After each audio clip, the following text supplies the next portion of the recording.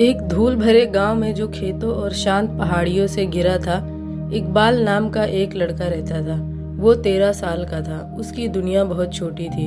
एक टूटा फूटा घर जिसमें बिजली नहीं रहती थी, थकी हुई माँ के झुर्रियों भरे हाथ और एक पुराना रेडियो जो तभी चलता था जब हवा मेहरबान होती। इकबाल के पिता का बचपन में ही देहांत हो गया था और उसकी माँ एक कबीले में सफाई का काम करके घर की रोजी रोटी चलाती थी। उनके पास ना तो पहनने के लिए कपड़े थे और ना भरपेट खाना, और ना कोई ऐसा जो ये मानता कि वो कभी गरीबी से निकल पाएंगे। सिवाय इकबाल के, हर शाम इकबाल छत पर बैठकर आसमान की ओर देखते हुए कहता, एक दिन ये पूरा आसमान मेरा होगा।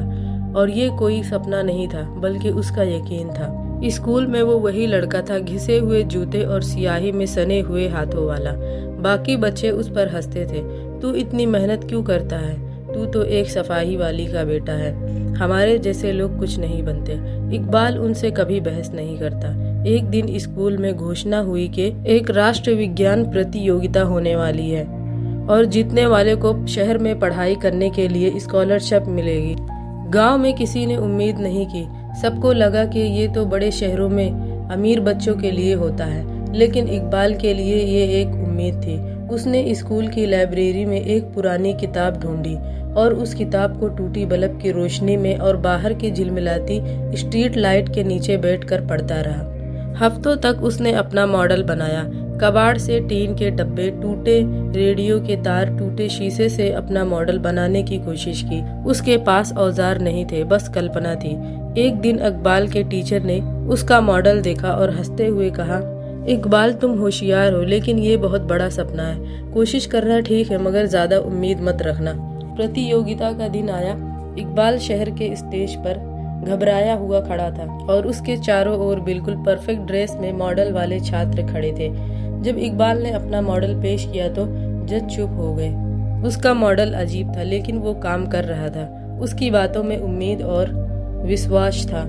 उसने बहुत अच्छे से अपनी स्पीच दी और शाम को जब सूरज डूब गया तो इकबाल वापस अपने गांव जाने के लिए बस का इंतजार कर रहा था और ये भी सोच रहा था कि शायद उन्हें उसका मॉडल अच्छा नहीं लगा और वो ये स्कॉलरशिप नहीं जीत पाएगा कि तभी एक औरत सफेद बाल और नीले साड़ी में इकबाल के पास आई और उसे एक लिफाफा थमाया। और वो औरत मुस्कुराते हुए कहने लगी, तुमने मुझे मेरी याद दिला दी। इकबाल ने वो लिफाफा खोला। वो उसका भविष्य था। उसने स्कॉलरशिप जीत लिया। इकबाल आसमान की ओर देखा और धीरे से कहा, मैंने कहा था ना कि एक दिन ये पूरा आसमान मेरा होगा। और बहुत साल बाद इकबाल एक इंजीनियर बनकर अपने गांव वापस लौटा।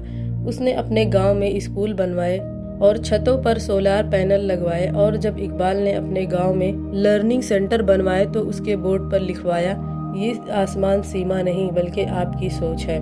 तो इस कहानी से हमें ये सीख मिलती है कि हमारे हालात चाहे जितने गरीब क्यों ना हो, हमारी सोच अमीर हो सकती है। एक पॉजिटिव माइंड हकीकत को नजरअंदाज नहीं करती बल्कि नई हकीकत बनाती है। तो ये दुनिया सबसे पहले आपके विचारों में बदलती है और फिर आपके कामों में।